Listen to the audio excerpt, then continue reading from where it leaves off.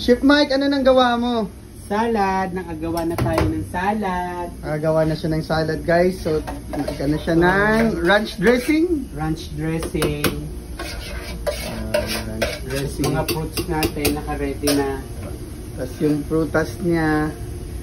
So, Chef Mike, ano ba yung ginagawa mo bilang isang cold preparation? Ayun, may mga side dishes yan. Meron din tayong gagawin sa hot prep, katulad nung English muffin sandwich. Ngayon, Oo. English muffin sandwich. Pang breakfast natin yun. Tapos ito, mga fruits.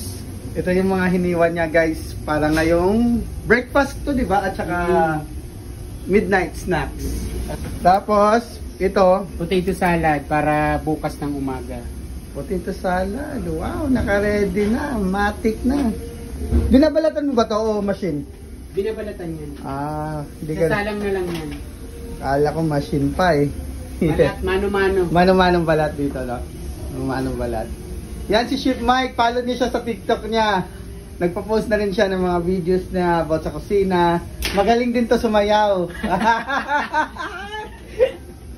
Yan si Chef Mike. So, ayun na yun.